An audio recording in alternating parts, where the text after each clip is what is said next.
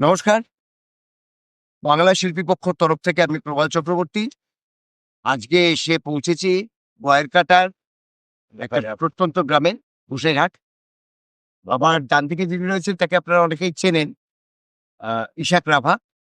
আমার বাঁদিকে যিনি রয়েছেন আজকে তার কাছেই আমাদের আসা, শ্রী শ্রদ্ধেয় শ্রী গোনাথ রাভা। আহ, আমি আপনাকে জিজ্ঞেস করব যে আপনি পশ্চিমবঙ্গ সরকারের কোন সম্মাননা বা পুরস্কার লাভ করেছেন? আমি পশ্চিমবঙ্গ সরকারের বঙ্গবন্ধুর পুরস্কার লাভ করেছিলেন। মানে এটা কিভাবে হলো? এই ইতিহাসটা যদি একটু বলেন। আমাদের কৃষি একটা টিম আছে, টিমের মধ্যে যেখানে যায় সেখানে আমরা হাত করি।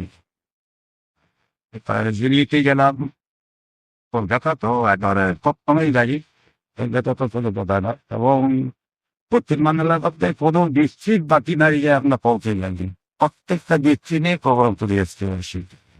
জানছেন তো পশ্চিমবঙ্গ সরকার আমাকেই বঙ্গবন্ধু পুরস্কার প্রদান করবেন। কিন্তু কি ধরনের প্রোগ্রামগুলো কি ধরনের হয়?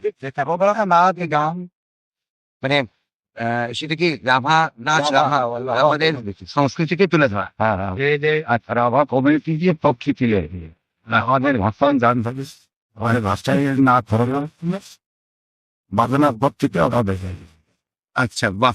ওই যে আধুনিক যে হ্যাঁ আমাদের থেকে হারুনিয়া ছাড়া আর অন্য কিছু রয়েছে, ওই যে আমাদের নিজস্ব তুমি নিজস্ব বলতে সেগুলো কি? সেগুলোর নাম কি? বাদ্যগুলো আসলে তারপর হল হল তাহলে হেম লম্বা, হ্যাঁ লম্বা হেম আছে বাচ্চি আছে, আর প্রস্তাব ফস্তাব এইগুলো বাজায় আর কি, দাঁড়িয়ে আছে আচ্ছা, রাভা সম্প্রদায় বা রাভা জনগোষ্ঠীর ভবিষ্যৎ কতটা উজ্জ্বল জোড়া আপনি গেছে? ভবিষ্যৎ এখন ইয়ং জেনারেশন যারা আসছে তারা যদি সচেতন হয় তাহলে ভবিষ্যৎ বাড়ির কাছে কিছুই হবে, কিন্তু সচেতন হয় যুক্তি সচেতন হচ্ছেন, কারণ পড়াশোনা শিক্ষণে করতে পারে না, আর পারে দেখতে অনাদি পড়াশোনা করে বাদ দিয়ে দিচ্ছে দেওয়ার পর হবেনি, আর ওই বিয়ে মিশে তা অবনতি, তো গানের যে অবনতি কৃষি তবে আগে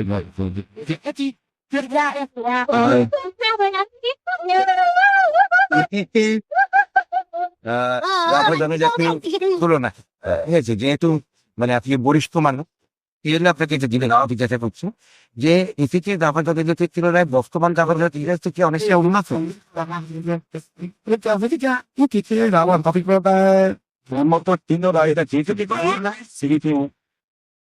যারা পরে থেকে ভুগছে সেদিকে এখনো রয়ে গেছে, যারা বাইরে ভোট লাভ করে তারা প্রায় শিক্ষিত হয়ে যাচ্ছে। তিনি যেমন বোকা মারিতে সব মাস্টারি চলে আসছে, তাই মাস্টারি তিনি বড় অফিসারের সাইতে চাই জাতির জাতি সরে আসতেছেন। বর্তমানে যে অবস্থাতে আছেন, যদি আমরা যদি একদিন প্রকাশ হয়ে যাই, যদি গার্জিয়ান অভিভাবকরা যদি ছেলে পক্ষে যদি দরদ দিয়ে যদি লেখাপড়াটা নিরক্ষণ দিয়ে সংরক্ষণ করতে পারে, তাহলে আশা করি যে ভবিষ্যৎটা উজ্জ্বল হবে, তার আগে হবে। তাহলে এখানে কি আপনি বলতেছেন যে সরকারি যে মানে সাহায্য বা সরকারি যে সহযোগিতা আসতে হবে, সরকারি যেভাবে আমাদের পাশে দাঁড়ানো উচিত ছিল সেখানে কোনো খামতি আছে? না না না, ওটা তো খামতি তো আছেই, সরকার কোথায় আর আমাদের পাশে দাঁড়াচ্ছি, নিজে নিজে রোজগার করে করে প্রাইভেট টিউশন করতে কোনো ইয়ে নাই। আর সরকারের বা যিনি কত দেয়, এই তো লক্ষ্মী ভান্ডার দিচ্ছে, বস্ত্র ভাতা দিচ্ছে, তারপর যুবশ্রী দিচ্ছে, আবার ওই ছাত্রদের ক্লাস 9 করলে মোবাইল কিনার জন্য টাকা দিচ্ছে, কি দিয়ে আর কতটা কি দিবে সরকার। তারপরে আমি বলছি যে স্পেশালি ধরুন রাভা জনজাতির জন্য আপনার সরকারের কাছে কোনো বক্তব্য আছে যে এটা হলে আরো ভালো হতো, স্পেশালি রাভাদের জন্য? এটা তো ঠিকই, আপনি যেটা বলছেন সেটা ঠিকই। যদি কিছু সাহায্য পায় তাহলে তো ভালো হয়, কিন্তু সাহায্যটা পাবে কেউ? আমাদের যে একটা সংগঠন আছে, সংগঠন থেকে তো ওটা বুথ করা দরকার ছিল, কিন্তু সংগঠনটা যে আছে আর এলোমেলো চলছে এত, ওটাও ঠিক নাই। কে মুখটা করবে? আমি তো বলছি যে আসো, ওটা করলে আমিও থাকবো, আপনাদের সঙ্গে আমিও থাকবো, সরকারের কাছে মুখ করতে হবে, আমাদের ভবিষ্যৎ যাতে উজ্জ্বল হয়ে আছে। কিন্তু কোথায় আছে? কেউ আছেন না। আমার সামনেই আছেন যারা যারা অর্গানাইজ করতেছে, তারা আমার সামনেই আছেন। আমি আর কি করবো? আপনি শিক্ষা করছি।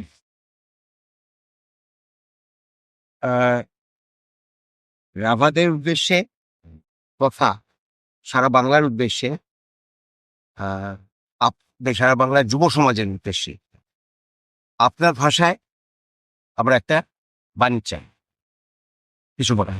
কোনটা ভাষা? রাভা ভাষা? রাভা ভাষা কোনটা কোনটা বললে? যে মানে রাভা জনজাতির যুবকদের উদ্দেশ্যে, যুবক যুবতীদের উদ্দেশ্যে এবং সারা বাংলার যুবক যুবতীদের উদ্দেশ্যে দুইজন হিসেবে, প্রবীণ মানুষ হিসেবে। আমাদের ভাষাই তো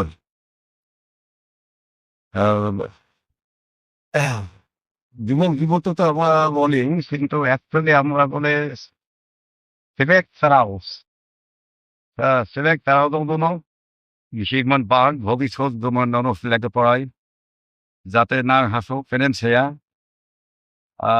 নিয়েও বেশি দিন আর পাচ্ছে না, নিয়ে আসলে হাসো উজ্জ্বল রাখায়। হ্যালো, উনি যেটা বলেন সেটা একটু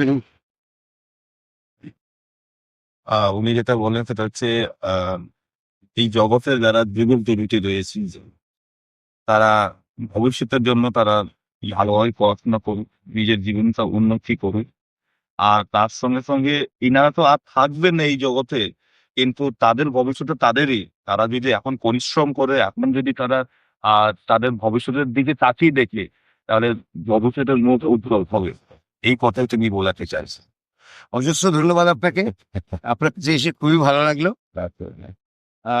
আমরা এতক্ষণ সাক্ষাৎকার নিচ্ছিলাম মাননীয় শ্রী গোনাথ রাভার, যিনি বঙ্গভূষণ উপাধিতে ভূষিত। অথচ আমরা যখন এখানে এলাম, আমরা দেখলাম যে তার কি অসাধারণ সরল জীবনযাপন। সাধারণ একজন গ্রামের বরিষ্ঠ মানুষ যেরকম ভাবে থাকেন, অহংকারহীন একজন প্রকৃত মানুষের সাক্ষাৎ আজকে আমরা পেলাম, এবং সেই জন্যই আমরা আপনাদের সামনে শ্রী গোনাথ রাভাকে এবং তার বক্তব্যকে তুলে ধরলাম। ধন্যবাদ, নমস্কার। ধন্যবাদ, নমস্কার।